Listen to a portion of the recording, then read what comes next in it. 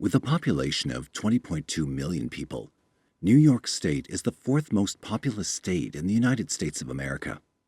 It's no surprise that 44% of this population resides in its biggest city, New York, also called the Big Apple, with another 25% in Queens and Brooklyn. However, in this largely populated city, it becomes increasingly difficult to guarantee the safety of every resident. Millions of inhabitants wake up every morning to go about their daily activities, their heads held high and their hearts hopeful that the day will be perfect. But as the population is always on the increase, so is crime. In 1967, a crime would shake the entire New York City Police Department to its very foundation. Richard Francis Cottingham was born on the 25th of November 1946 in Mott Haven, Bronx, New York City. He was the only son born to his parents, the first of 4 children. Perhaps being an only son with 3 younger sisters played a major role in heightening his fascination for the human body. We will find out soon enough. His father was the vice president of Metropolitan Life Insurance Company, also known as MetLife, one of the largest global providers of insurance to date. Needless to say, Richard Cottingham was not born into a poor family. That being said, it rules out any arguments that he turned to a life of crime and killing due to societal pressure or mental breakdown as a result of life's many challenges. Like many other serial killers before him, Richard Cottingham had a sinister view on life. Mott Haven, the little town where he was born, was a predominantly Hispanic neighborhood and was not ideal for Richard's parents. This was even made worse by the fact that the neighborhood was made up of only 2% white population. It's also plausible that his family had moved for reasons other than the neighborhood demography. It could have been due to the nature of his father's job. Richard's father worked with an insurance agency, and before he rose to become the firm's vice president, he had to move a lot. Whatever their reason was, they soon decided to move a little more upstate with more children on the way. The Cottingham family had their fair share of moving. When Richard was just 2 years old, his family moved to Dumont, New Jersey, a 20-minute drive from their former residence in the Bronx. They would stay there for only 8 years. In 1956, they'd move again, this time to Rivervale, New Jersey. By this time, Richard had turned 10 years old and was no novice to his sexuality. With the internet on the rise, and magazines also readily available, Richard soon developed a fetish for bondage pornography. He'd sneak copies of magazines to satisfy his fetish and store them for reference purposes. At this tender age, he was so calm and innocent it would take a psychic with superior abilities to know that he was already involved in such deviance. Since his parents were not psychics, they would not notice the strangeness in his behavior. Not even his teachers would report any wrongdoings on his part. He was the ideal student even up to his graduation in 1964 from Pascack Valley High School in Hillsdale, New Jersey. But as they say, that was merely the calm before the storm. After his graduation in 1964, Cottingham began working for Metropolitan Life. It wasn't particularly hard to get a job at the company, seeing that his father was the vice president at that time. He moved over to Manhattan, New York, away from his parents' house, so he could work at the company's headquarters in Manhattan.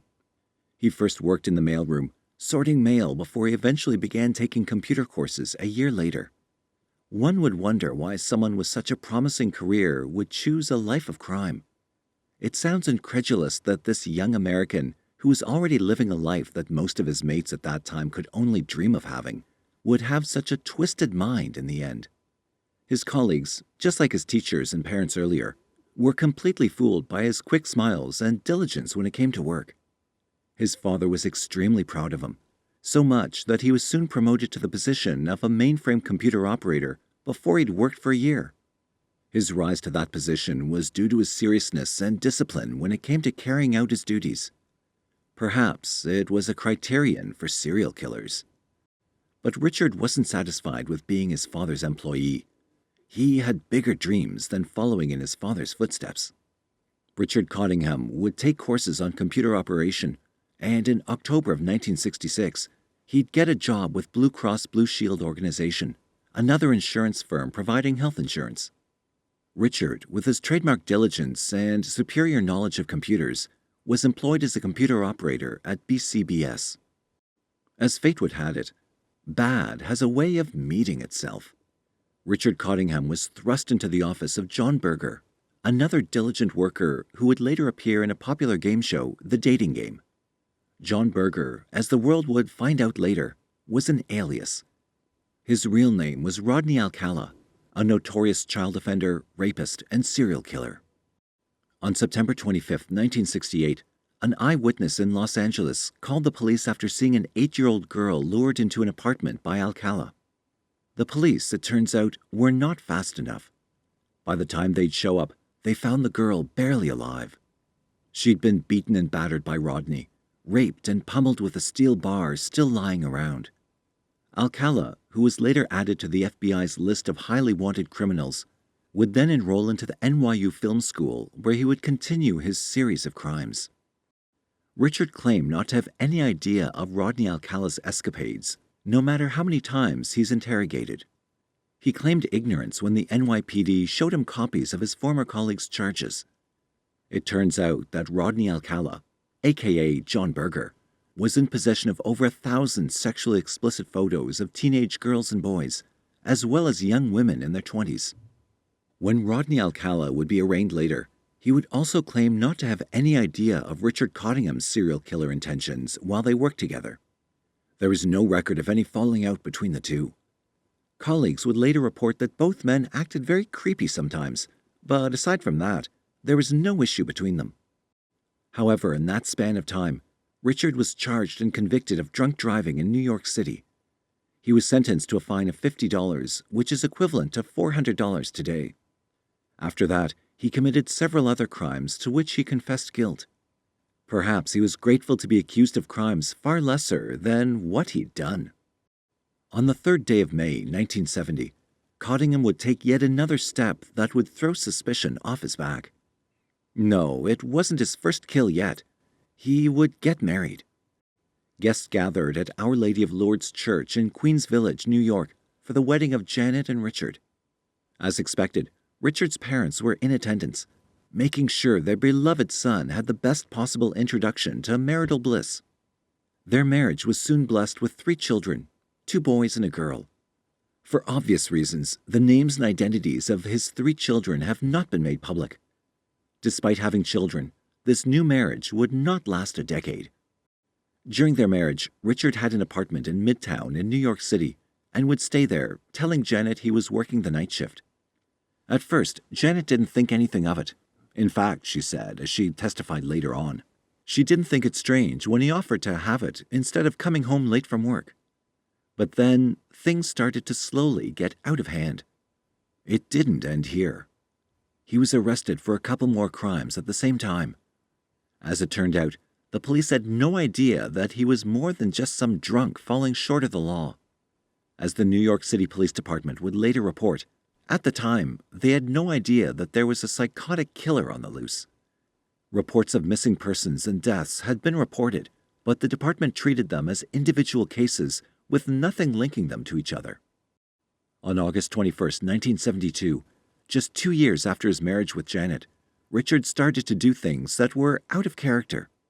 He got arrested for multiple weird reasons, and all of them were enough to raise an eyebrow, especially those that didn't know him beforehand. The details are quite funny for someone working as a computer operator. It was very strange for him to be convicted of shoplifting at Stern's department store in Paramus, New Jersey. But that's what happened. The police had no idea what he was capable of. If they had any idea of his intentions, perhaps they would have kept him incarcerated at once. Instead, they'd slapped him with a meager $50 fine. In fact, he was given a choice to either be imprisoned for 10 days or pay the fine. With his finances not in a bad place, he comfortably paid the fine. One would think that after these 2 arrests, Richard would do well to stay away from the police radar. Richard had a different plan. His heart was more hardened than we expected. Instead of staying well away from the police, Richard would get himself arrested again on the 4th of September 1973 for robbery, oral sodomy, and accounts of sexual abuse. The irony of this arrest, however, was the fact that it was reported to the police by a known prostitute and her pimp. As you'd expect, the case did not receive so much acclaim by the police. The complainants would not show up for the court proceedings when it went to court. Richard walked free this time without as little as a fine. The police would not bother to call him back for more questioning. As far as they knew, he was an innocent man. Even if they did, it wouldn't make any difference, since the people that filed the complaints had bailed. Their hands were tied, and the court dismissed the charges for lack of substantial evidence. Richard seemed to have found a loophole in the law. If only he could keep his victims to the ranks of lowly women from the nightstands and whorehouses, the police would not give credit to their words. Besides, what well-meaning judge would rule against a well-meaning citizen when a prostitute files for rape? On the 12th of May, 1974, Cottingham was arrested in New York City for robbery and unlawful imprisonment on the complaint of yet another prostitute. Once again, the alleged victim did not show up for court proceedings, and the case was struck down. This time, however, the police would do well to keep an eye on him. Once bitten, twice shy, right? Rumors began spreading of Richard's illicit affairs with several women, and with that, Janet's suspicion grew. She would complain whenever he finally came back home. What she wanted was for her husband to come back home for real and put an end to the rumors. But to every rumor, there's always a modicum of truth. As the saying goes, there's no smoke without fire. The truth was that Richard spent a lot of his time looking for sex workers in Times Square. Over time, his relationship with Janet began to crumble. She stated that he stopped having sex with her after the birth of their third child. According to Janet, Richard spent a lot of time in the room in their basement. Like one experimenting with the occult, he warned his wife never to step into his basement, which he called his private space. Fueled by anger and incensed with rage, she would flaunt his orders and barge into the basement when he was away on another of his late-night philandering. What her eyes could see that night was way more than she expected. Janet discovered lots of female clothing and other accessories, assorted styles of shoes and bags. To her, that was proof of a cheating lifestyle. She would not suspect that these were remains of what would turn out to be a serial killer's lair. Like a typically pained wife, she scrambled for a divorce, calling Richard a beast that didn't care for her. She blamed him for emotional abuse, a claim that later stood in her second divorce filing. Most people find it strange that Richard did not physically abuse his wife in all his years of his serial killing. Some claim it was because, somewhere in his deeply twisted heart, he cared about the well-being of his children. Others argue that it would mean he'd have to have a modicum of love or compassion in his heart for that to be true. Psychologists over the years that have profiled Richard all describe him as one who's cold without any hint of remorse or guilt for his crimes. He's been quoted saying, "I do not feel guilty. I do not feel anything for the families of the victims. They never knew me, and I never knew them either." In his interview with a female psychologist a few years ago, he admitted that he wouldn't kill her because she was strong, wild, and determined. Psychologists nowadays argued that he was lenient with his wife because she was a determined and disciplined woman. Others argue that if she was, and he cared for her that way, it would have turned him on. If she did turn him on, then he would have killed her since his love language involved blood or simply strangling. They claim that since he stopped having sex with her after having their third child, then it was possible he only had sex with her for the sake of having children. His late nights were simply to satiate the bloodlust and sex lust that had clogged his heart. In the end, Janet was the one with a clogged marriage. She would hear of Richard's womanizing all over town.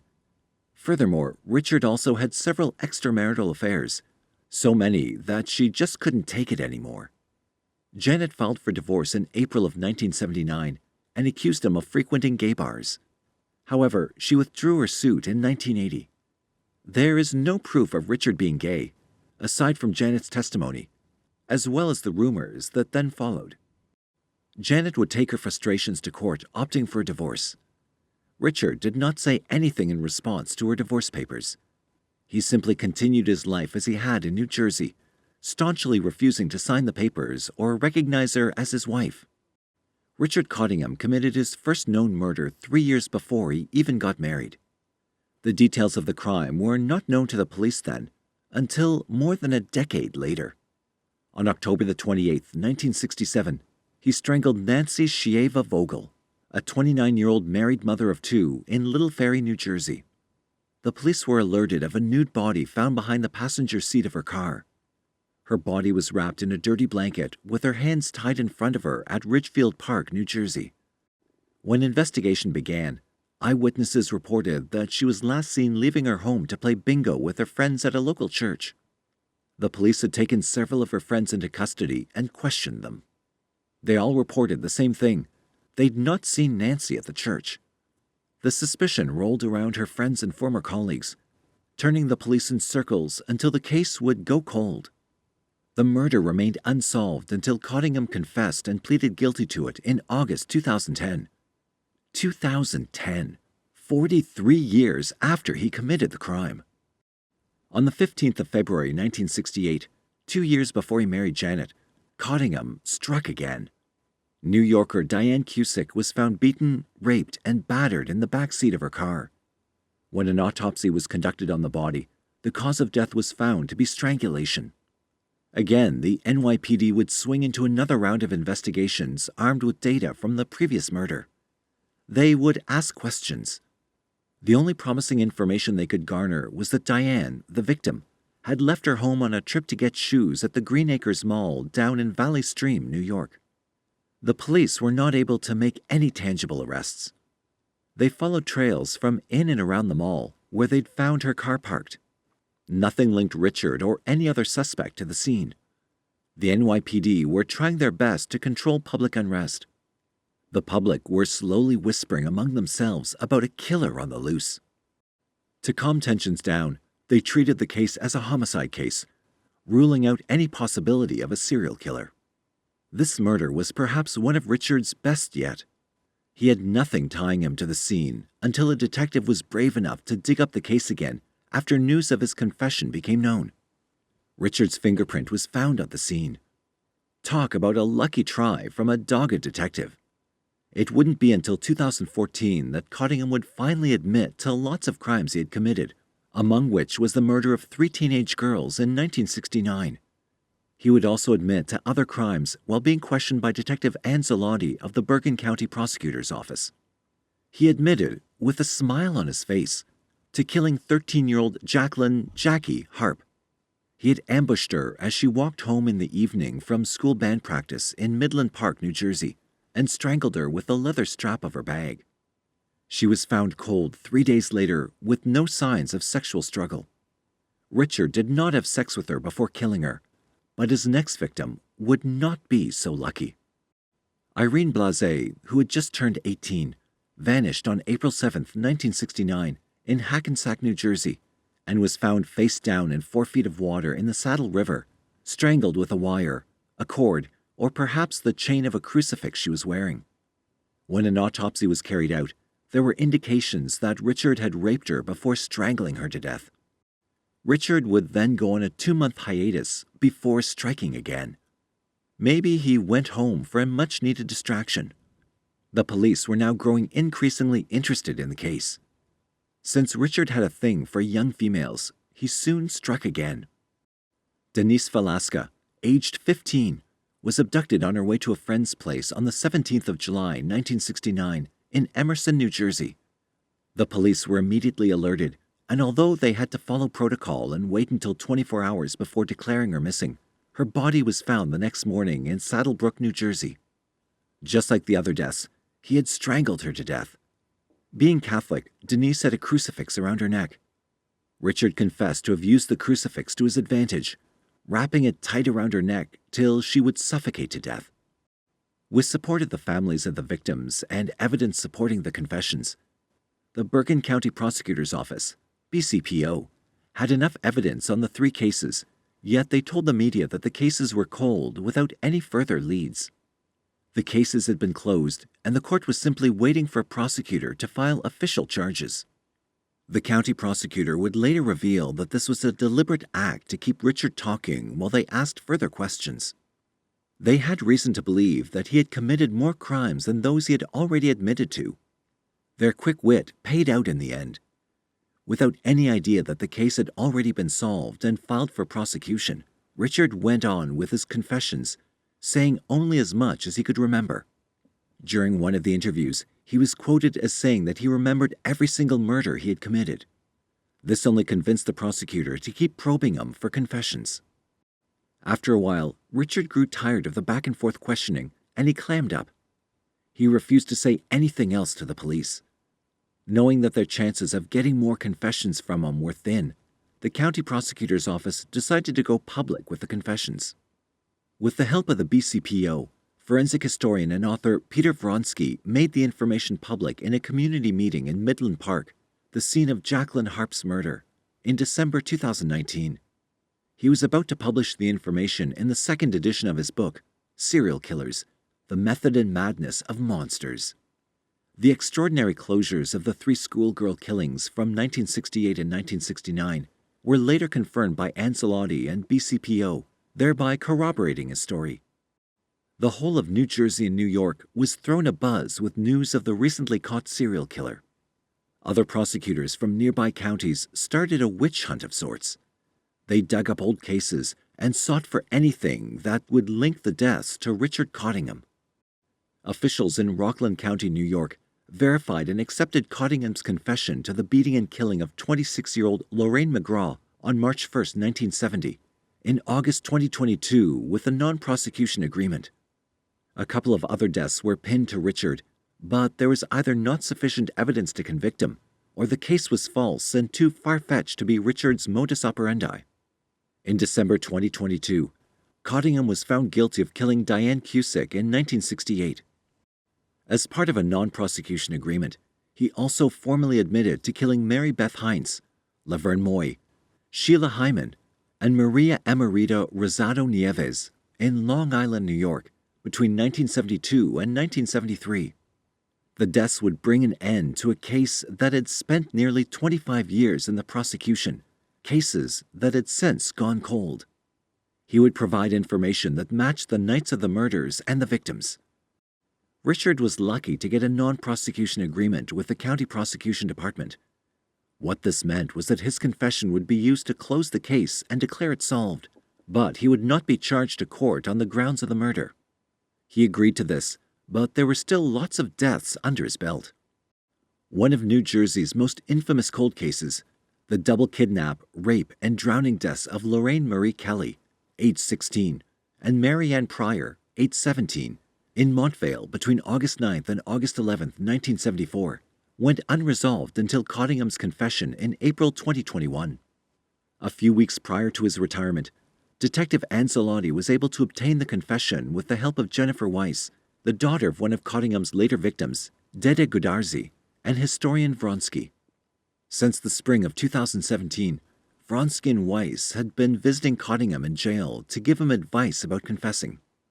Being an historian, Vronsky was familiar with the cases and Richard's history. She primed herself to look like his usual targets. This got him talking every single time they met. At some point, she got bothered that he was leading her on since he wanted to have one last kill under his belt. After Ancelotti encouraged her to continue, she did, keeping up until 5 years later. Richard would finally admit to the killings in 2022. The confession, which brought the total number of victims officially linked to Cottingham to 11 at that time, was the result of 15 years of interviews with Cottingham conducted by Ancelotti. He said he committed between 85 and 100 crimes. During an interview he granted in 2022, he claimed that barely a week or two went by without something happening. He claimed to have been killing for nearly 3 years before the police finally got wind of his activities. True to his word, there were reports of deaths of prostitutes and pimps. Perhaps his crimes were always concealed with the fact that he always targeted whorehouses and clubs, bringing eager women to his home or somewhere else. As his killing and bloodlust grew, so did his desire to hunt and kill people other than prostitutes.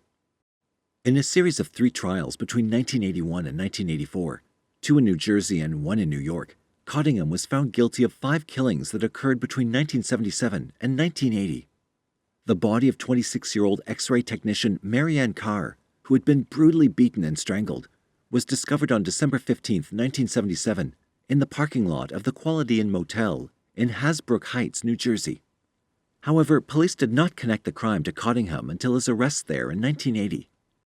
Carr exhibited handcuff-related bruises on her wrists, ankles, and mouth, as well as remnants of adhesive tape. Her body also had numerous little bite marks and cuts on it. Cottingham and his wife had previously resided in the Little Ferry apartment building, and he would later return there and she would leave. There was no indication of sex on Carr's body. Perhaps by this time, he wasn't interested in his arousal, just pure bloodlust. Firefighters from New York City responded to an alert at the Travel Inn Hotel close to Times Square on December 2, 1979. Dide Gudarzi, a 22-year-old sex worker, and an unidentified woman who was around 16 years old were found dead inside. Both bodies were burned after having their hands and heads cut off and being drenched in lighter fluid. This was very different from the other crimes Richard had committed in the past.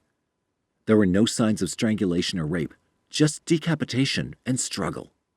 When he would confess later, Richard claimed mutilation wasn't so difficult since he had already killed his victims before cutting their bodies.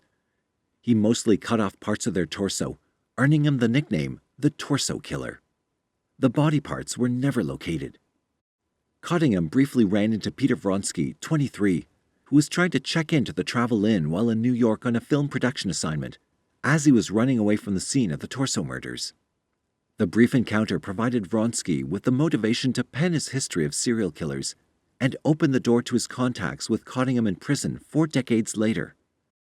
Cottingham confessed to the killings in a 2009 interview, saying that he had severed the victims' hands and heads to prevent them from being recognized, since he knew Gudarzi and had been spotted with her the previous evening in a pub. The body of Valerie Ann Street, aged 19 at the time, was discovered by a motel cleaner on May 5, 1980, inside the Hasbrook Heights Quality Inn. Police would later pull a fingerprint that matched Cottingham, the sole fingerprint successfully recovered from any of his known murders, from the victim's securely bound hands behind her back. Street was bit on the breast, had tape remnants on her lips, and had been beaten and bruised all over her body and head. She also had numerous minor incisions on her breasts, which are signs of torture. Street had suffocated to death. The 1977 murder of Marianne Carr, whose body was found in the parking lot of the same motel, was eventually connected to this crime.